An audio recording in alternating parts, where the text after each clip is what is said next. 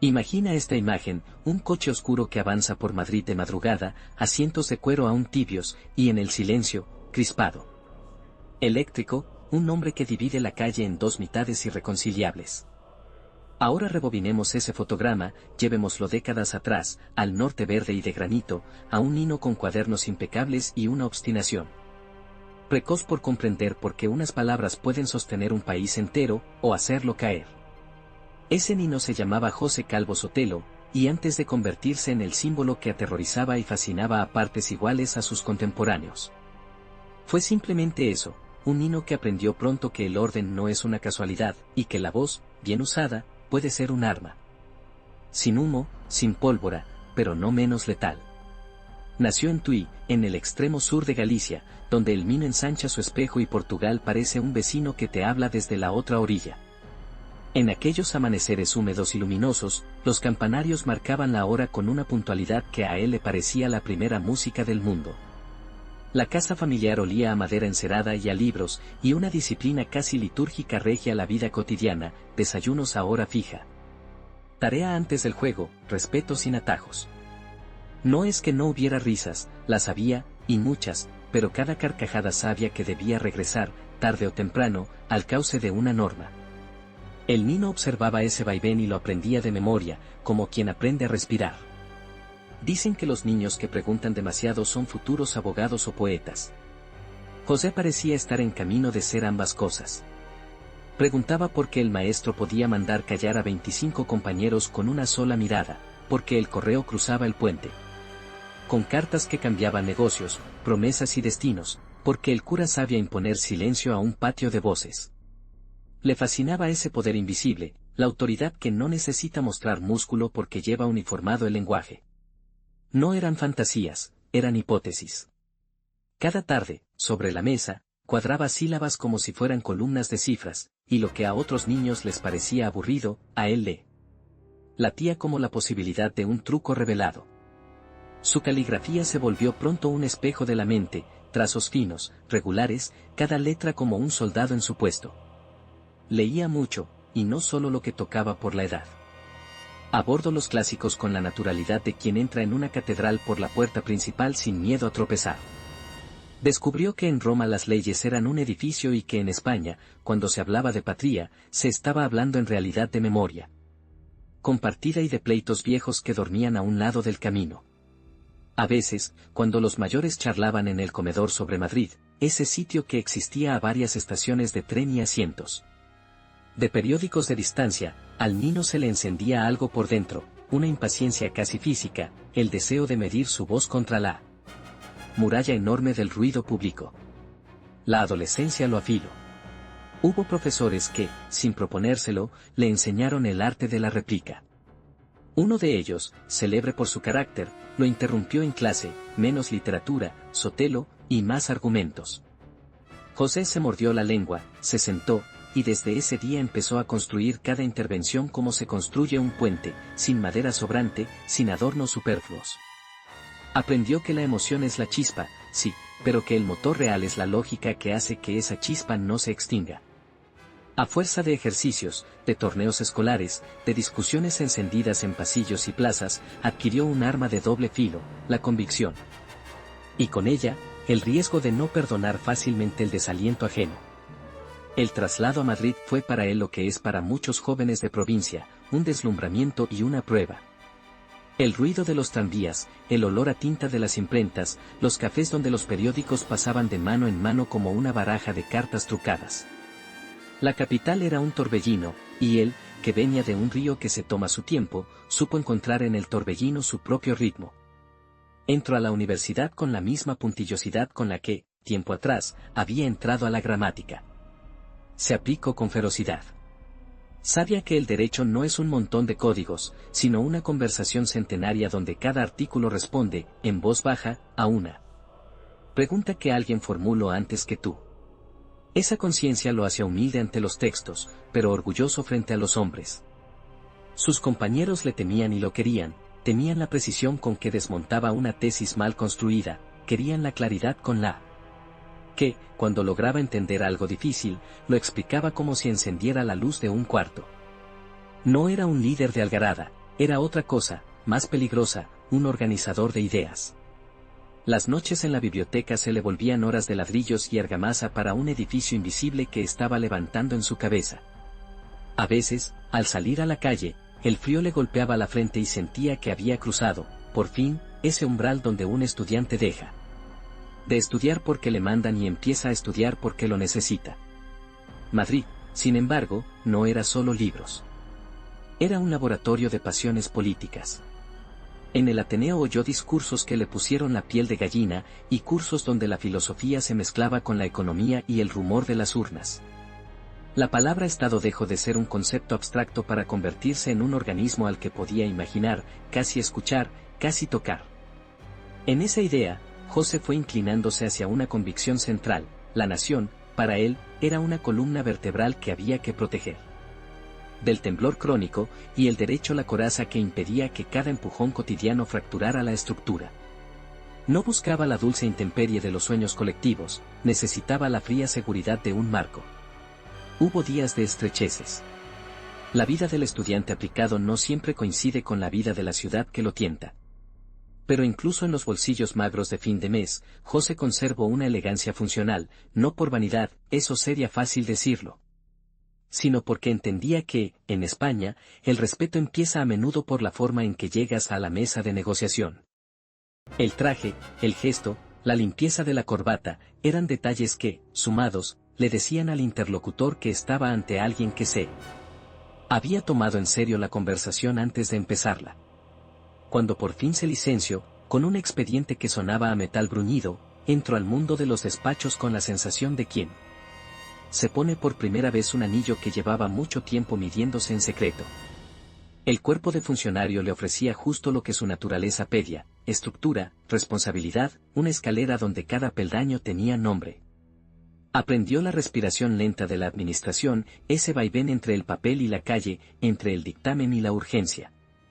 Y empezó a notar algo que marcaría el tono de su vida pública, un instinto casi quirúrgico para detectar la frase inútil, el gasto innecesario, la grieta por donde se escapa el sentido común. Su voz, entre tanto, fue encontrando un timbre. No gritaba, no lo necesitaba. Tenía esa clase de elocuencia que obliga a los demás a acercarse para oír mejor, como si en el centro de su discurso hubiera un secreto que se revela a media voz. Cuando se enfrentaba a una sala hostil, no peleaba por el volumen, peleaba por la sintaxis. Un verbo bien colocado, una pausa precisa, un dato como piedra lanzada con la puntería de un tirador experto. Aunque todavía faltaba para que el país entero aprendiera su nombre, en los pasillos ya corría una frase: cuidado con ese gallego. No te alza la voz, te vacía el suelo bajo los pies. Hubo también una vida íntima que le dio anclaje. En el trato cercano era más cálido de lo que la distancia pública dejaba ver. La familia lo conoció como hombre de hábitos, devoto de sobremesas largas y de anécdotas que repetía con pequeñas variaciones, como si fueran piezas musicales.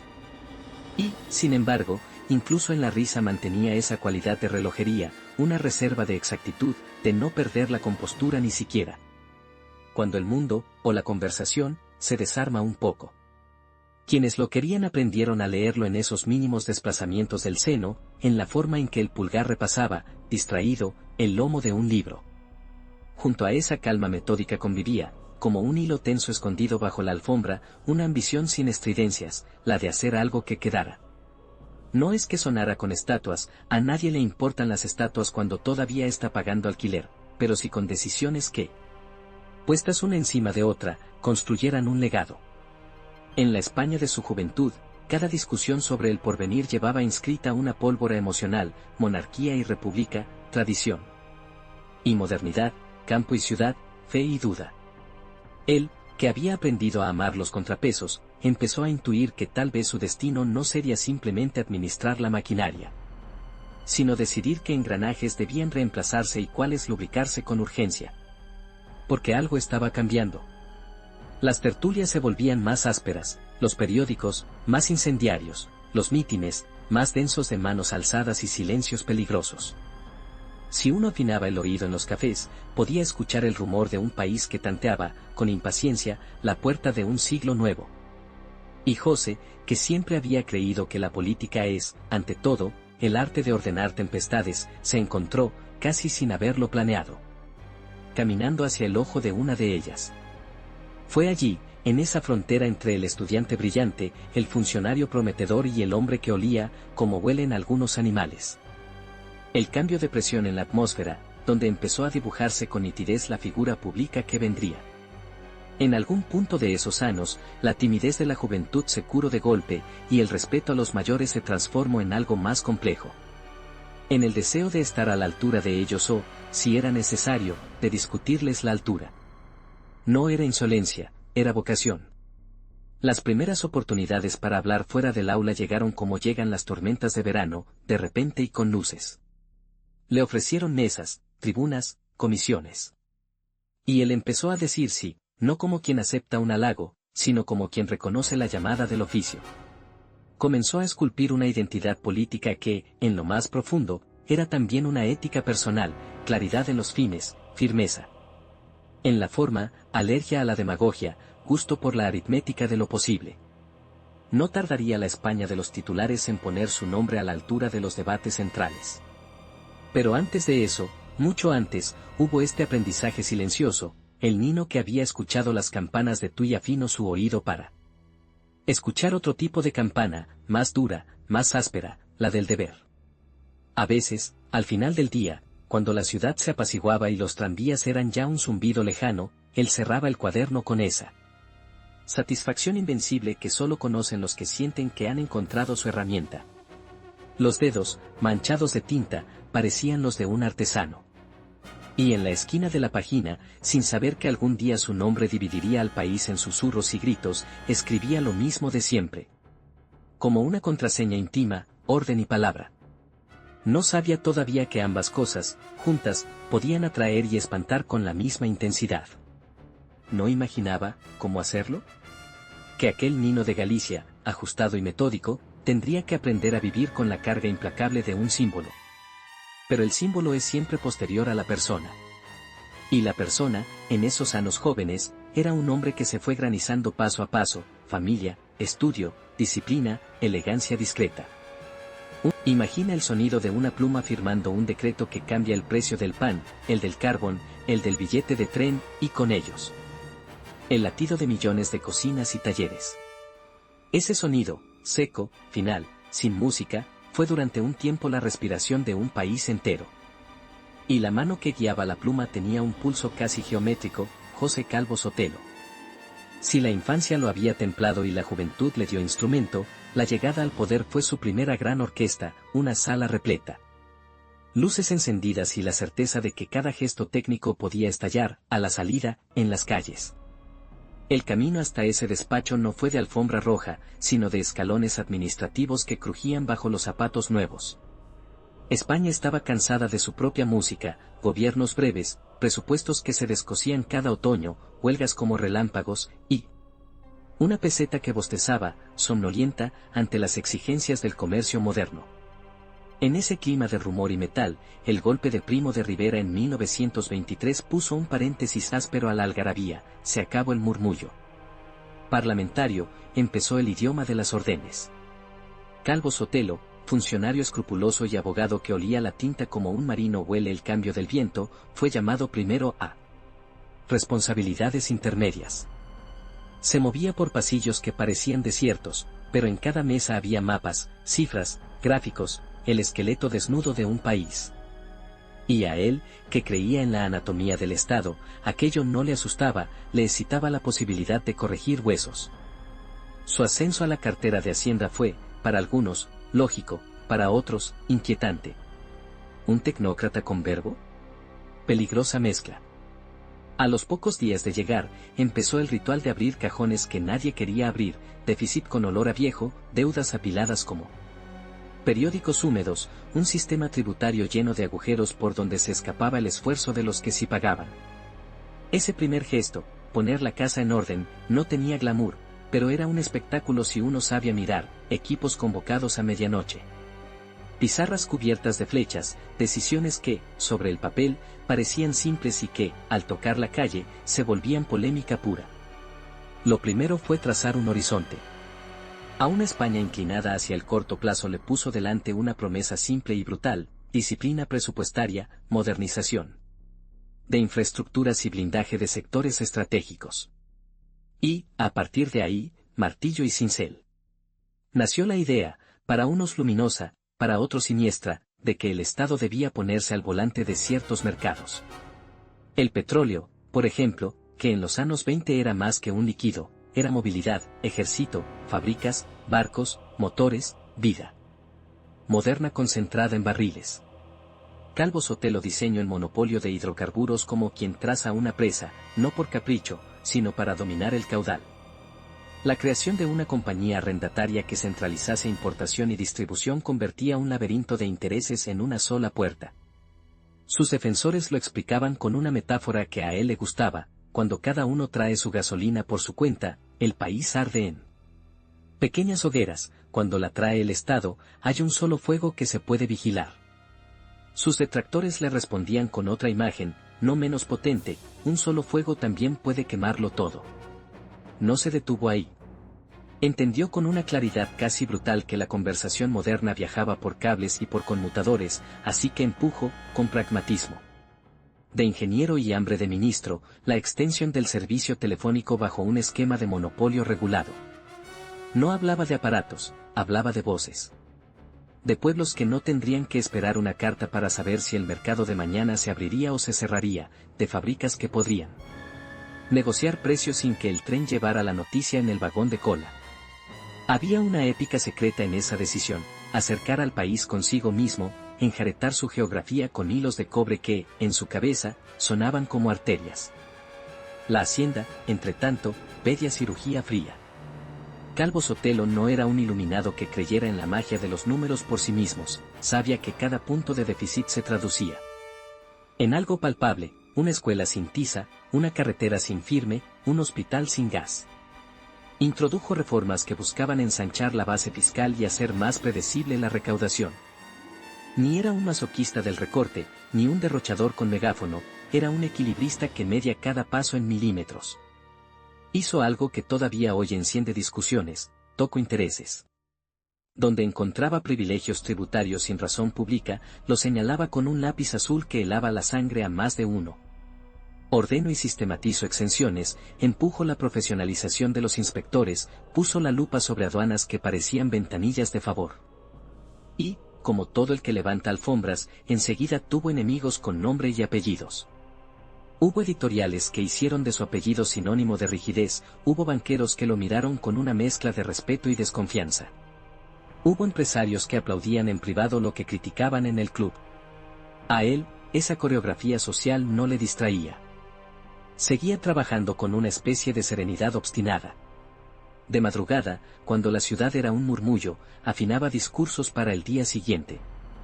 No era retórica hueca, llevaba al estrado cifras que podían cortar el aire, comparaciones que cualquiera entendiera: cada peseta que se va sin control es un ladrillo menos en el puente que todos cruzaremos, y ese tono suyo de profesor impaciente que no disfraza la severidad con azúcar. Su estilo empezó a generar un rumor: con Calvo Sotelo, España suena a relojería. Abría un tema, lo desmontaba, lo volvía a armar, y el efecto era inquietante: quienes lo escuchaban sentían que habían estado opinando sobre una máquina sin entender sus engranajes. En los consejos de ministros, esa cualidad lo convertía en pieza clave: no era el que encendía arrebatos, sino el que los domesticaba. Con él, la política económica dejaba de ser rifirrafe para convertirse en un tablero con reglas, lo cual, paradójicamente, en un país que amaba las pasiones, podía parecer antipático. Al mismo tiempo, estaba su relación con la obra pública. No concebía la disciplina fiscal como una dieta eterna, sino como un entrenamiento para competir. Impulsó planes de carreteras con obsesión casi topográfica, mapas sobre mesas inmensas, ingenieros con compases, discusiones acerca de si un valle debía perforarse o rodearse. Veía cada kilómetro asfaltado como un hilo que cosía regiones con mercados, ciudades con puertos, jornales con oportunidades.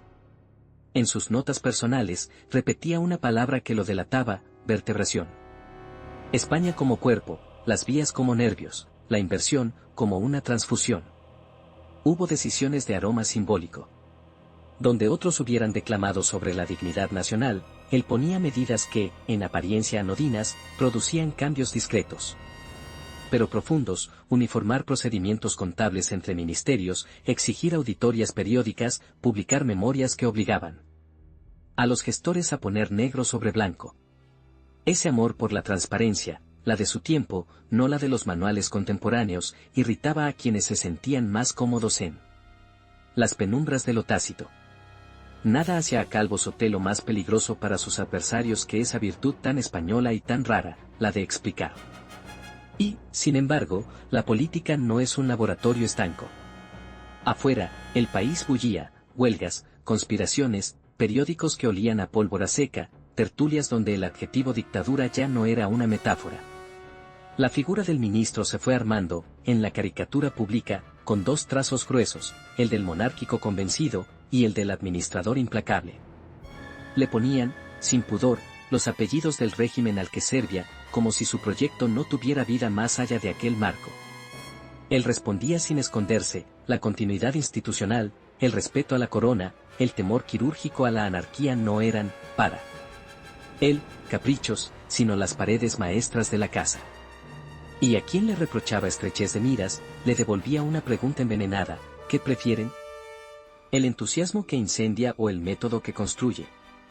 Llegaron los días feos del derrumbe. Ninguna arquitectura aguanta si el terreno se fatiga. Cuando el régimen entró en convalecencia, el brillo de los salones no fue suficiente para ocultar las grietas. Hubo un momento, esa clase de silencio que antecede a las tormentas, en que los ministros que habían sido columnas se convirtieron en dianas.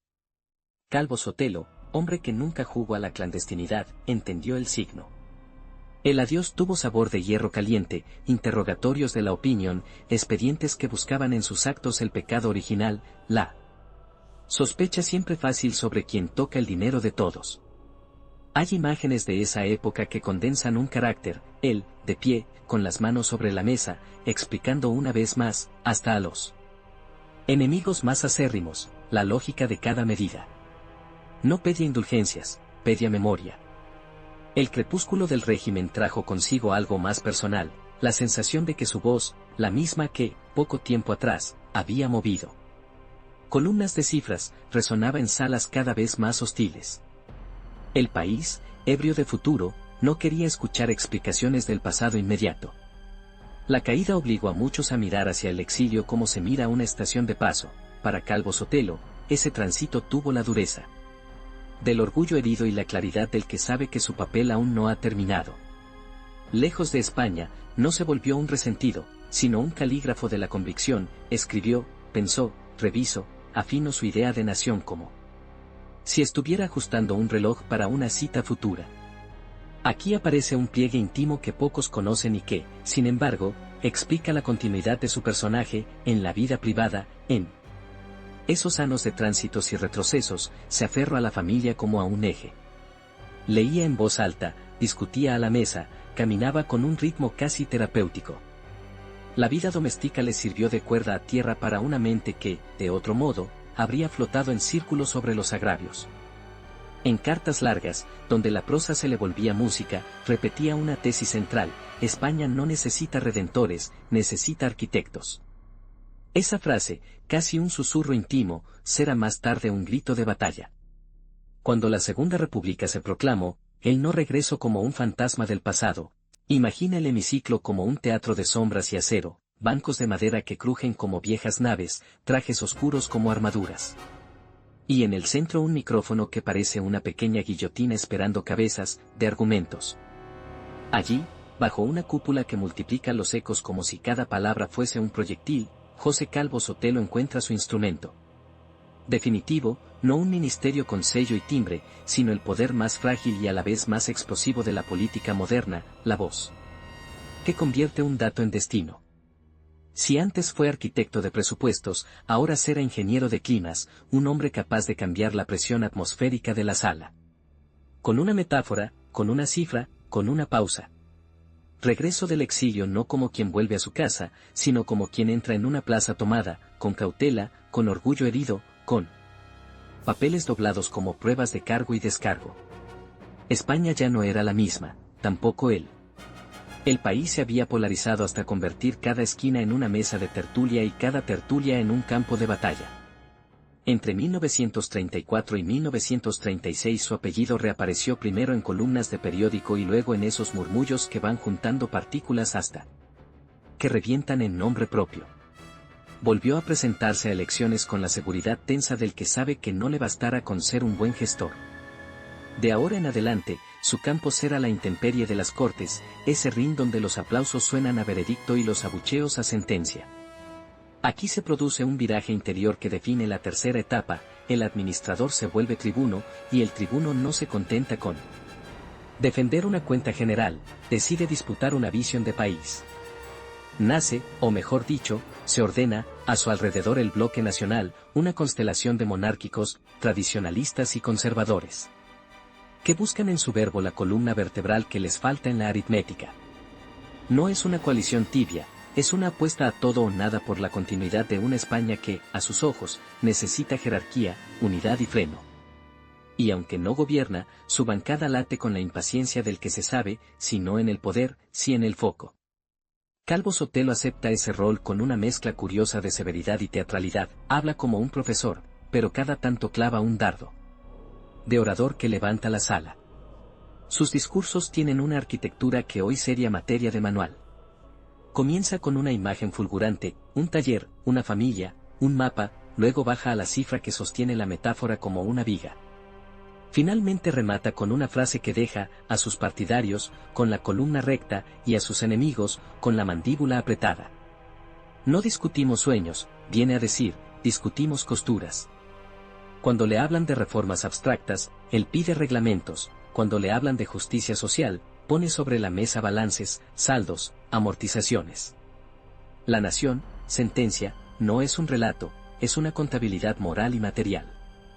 En su boca, esa frase suena menos a catecismo y más a alarma contra incendios.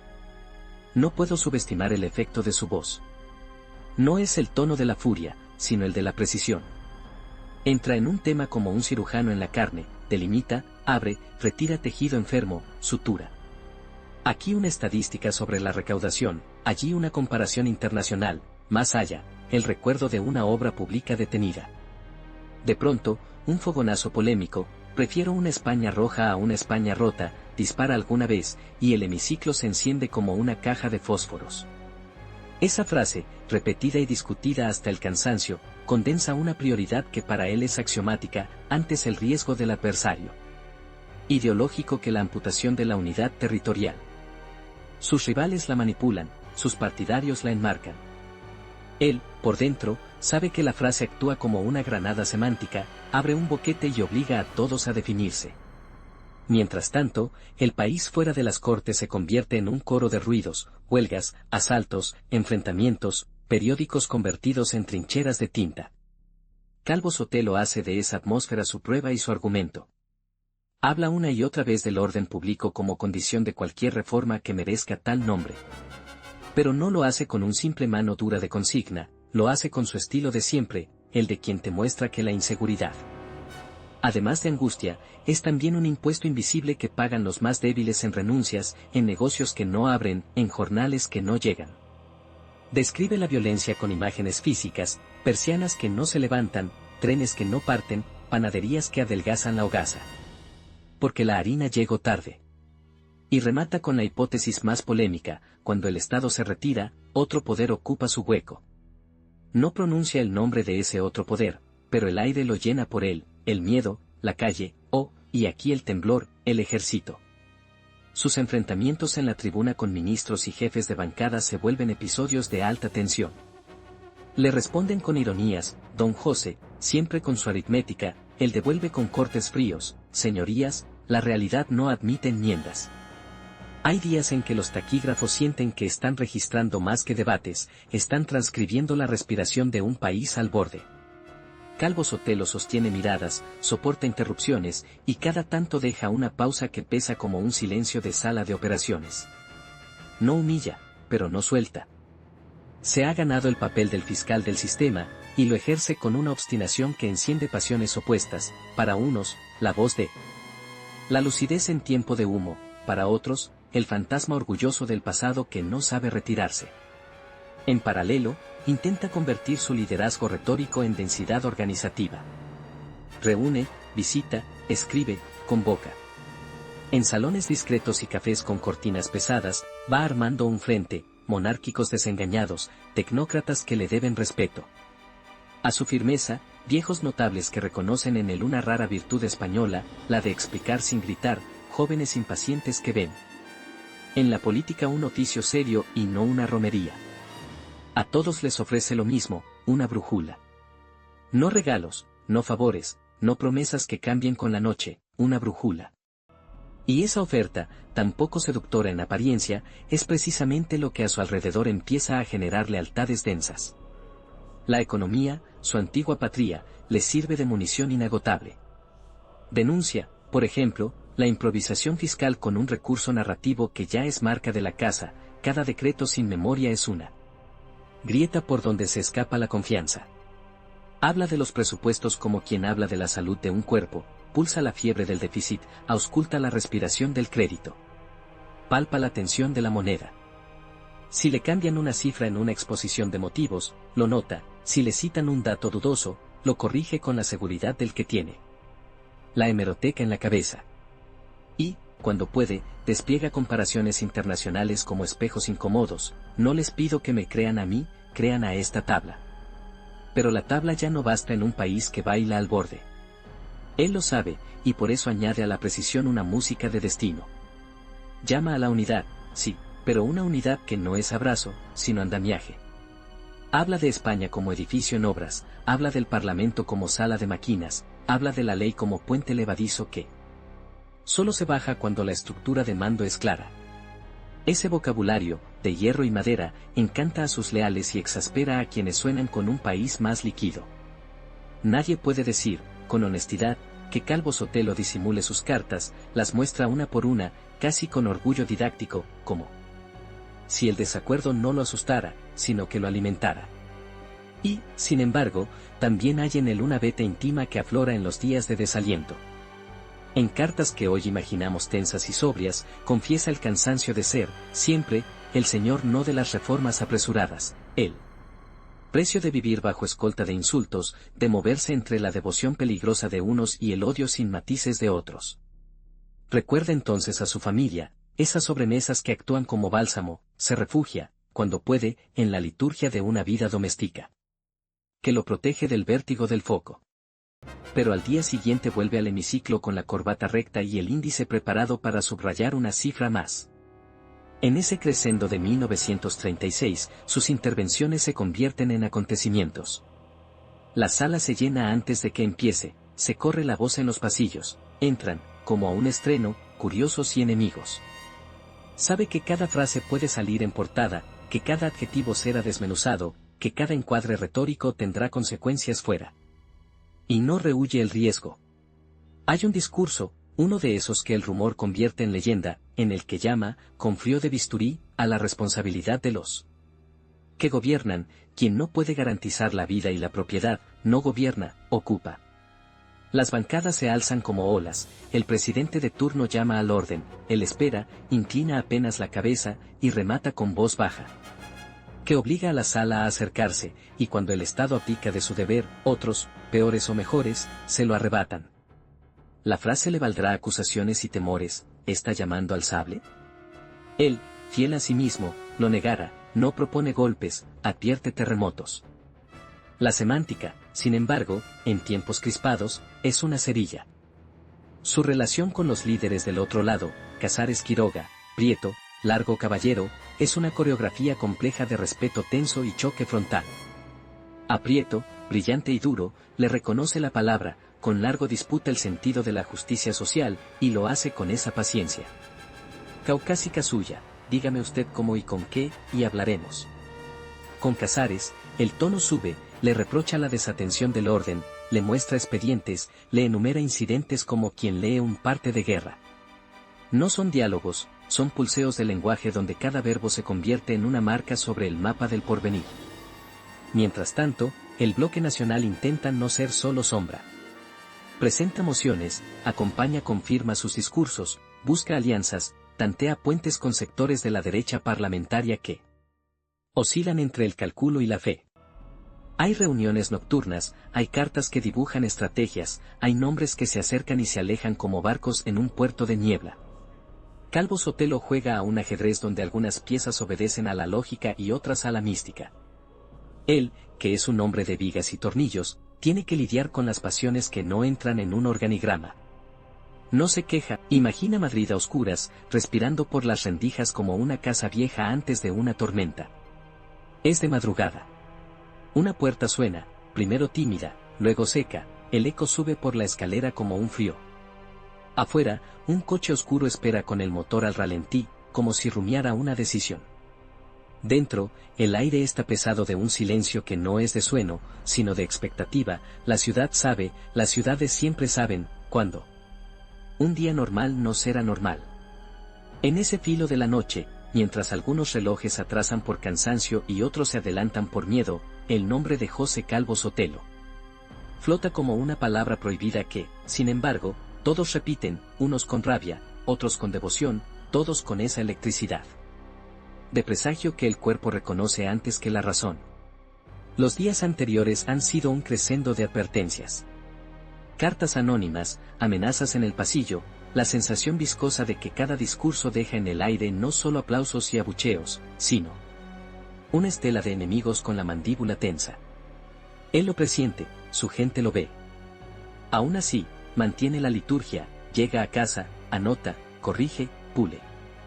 Es como si la fidelidad a sus hábitos, esa escuela de hierro, fuera su forma de negar el caos. Dentro del hogar, el mundo tiene contornos limpios, la mesa, la lámpara, los papeles, los pasos conocidos que suenan sin sobresalto. Fuera, el ruido cívico se ha convertido en un idioma de ultimátums. Él, que siempre apostó por la palabra como edificio, escucha ahora un idioma más primario que se cuela por las junturas, el de la violencia que ya no se disfraza. La madrugada cae como un telón que no avisa. Golpes. Voces. Uniformes. Y una frase brutal por su banalidad, acompáñenos. Todo ocurre con esa mezcla de formalidad y amenaza que vuelve insoportable la escena, la cortesía envuelta en pólvora. Él pregunta, con esa calma que humilla la urgencia ajena, ¿cuál es el motivo? Responden con medias palabras. Insiste.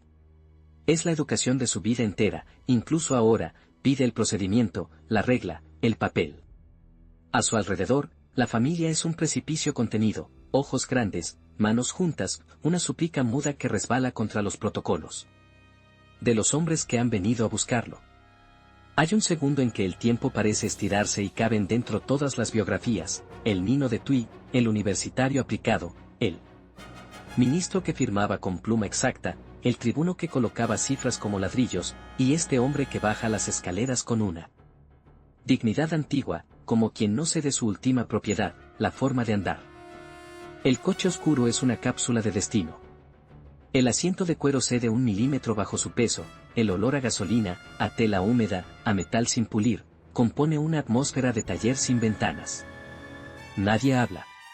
O hablan en frases cortas, como si las palabras fueran clavos y tuvieran prisa por clavarlos. Madrid, a esa hora, es un mapa de sombras, fachadas que observan, farolas que tiemblan, perros que olfatean un misterio que los hombres no acaban de comprender. El trayecto no tiene carteles, solo esquinas que pasan. A veces, cuando la rueda pisa un bache, el cuerpo de todos se sacude y el silencio suena a campana de iglesia. Él mira por la ventana con esa terquedad suya de no conceder a la oscuridad más poder del justo. En su cabeza, quizá, una línea, el Estado que no protege la vida deja la puerta entreabierta a la barbarie. Hoy, esa frase abstracta se sienta a su lado, demasiado real. La muerte, cuando llega, es injusta siempre, pero hay muertes que son, además, alegato y signo. La de Calvo Sotelo, esa madrugada que el país recordara cómo se recuerdan los terremotos, por donde estabas, qué oíste, con quién estabas cuando te dieron la noticia, se convierte en un disparo que no termina en su cuerpo, sino que atraviesa la ciudad y empieza a rebotar en paredes, en periódicos, en gargantas. No hacen falta detalles clínicos para entender la escena, un vehículo que no regresa, una parada sin destino, un hombre que cae no solo por el peso de las balas, sino por el peso de los símbolos que le habían colgado al cuello. Lo terrible, lo que los sanos no logran limar, es la mecánica del gesto, la sustitución del debate por el plomo, del acta por la emboscada, del desacuerdo por la ejecución sumaria. El lenguaje se rompe. Y cuando el lenguaje se rompe, lo que sigue no es el silencio, es el grito. La noticia corre como corren las desgracias mayores, sin cuidar la exactitud, pero clavando la esencia. A primera hora, hay pasillos que huelen a café y lágrimas, hay despachos en los que el respeto sustituye, por un instante, a la pugna. Hay salas donde el odio, en vez de avergonzarse, se siente reivindicado. Sus adversarios legales, no todos, pero los hay, sienten un escalofrío de prudencia, entienden que se ha abierto una puerta que nadie sabrá cerrar al mismo precio. Sus partidarios entran en un estado que no es solo de dolor, sino de certeza, nos han declarado la guerra. En las casas, a esa hora, hay padres que encienden la radio con la mano temblorosa, hay madres que apagan la radio, como si así pudieran desoír lo inevitable, hay hijos que preguntan y reciben respuestas torpes, porque los adultos, cuando la historia aprieta, vuelven a ser niños confundidos. El cuerpo, ese cuerpo que en vida fue contenedor de voces, de inteligencia, de orden, se vuelve un objeto político. Lo trasladan, lo muestran, lo velan. La sala tiene olor a cera y a rabia. Las coronas, los crespones, las manos sobre el pecho, los labios que murmuran oraciones y juramentos, componen una liturgia que mezcla lo sagrado con lo civil. En el rostro del muerto algunos ven serenidad, otros, acusación, otros, una pregunta sin forma, ¿por qué? Afuera, la multitud no es un número, es una emoción que ocupa calles. Y aquí hay una imagen que corta como vidrio, la ciudad de siempre, esa de panaderías, de tranvías, de plazas, se convierte por unas horas en un templo y en un cuartel. Las aceras son bancos de iglesia y las esquinas, puestos de guardia. Toda una geografía se reordena alrededor de un féretro. El funeral no es una ceremonia, es un parte.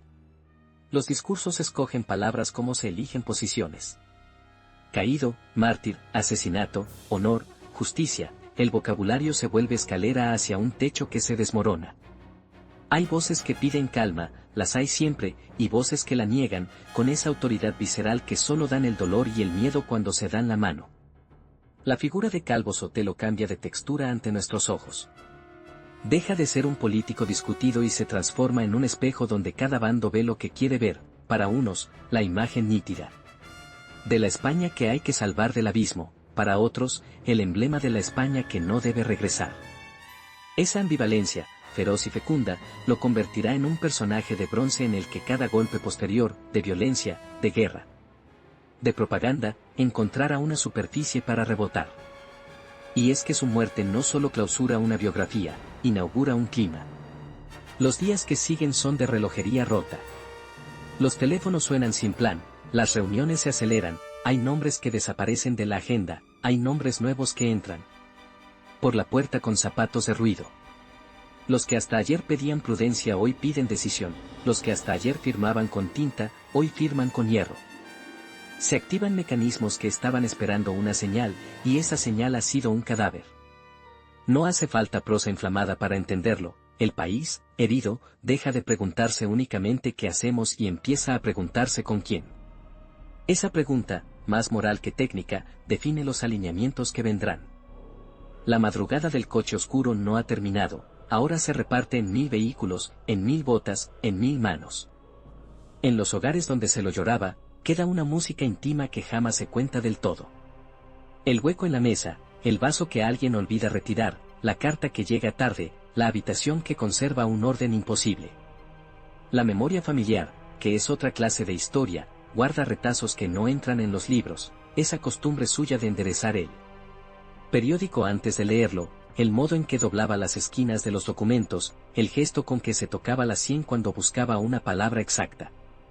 Para los suyos, antes que un mito, es esa suma de pequeñas fidelidades. Y sin embargo, el país no les concede intimidad, el apellido es ya una plaza pública, un estandarte, una consigna. La familia aprende el duro oficio de convivir con un muerto público. Empieza entonces la segunda vida de los que mueren violentamente, la vida en la memoria. En las bocas amigas, Calvo Sotelo se vuelve contraseña, en las bocas enemigas, advertencia. Se imprimen retratos, se levantan placas, se nombran calles. Los nombres propios son brújulas y armas, sirven para orientarse y para pelear. Por décadas, su memoria será invocada como argumento de legitimidad, como llamada al orden, como recordatorio de una línea roja traspasada. Habrá oradores que pronuncien su nombre como si tocaran una campana.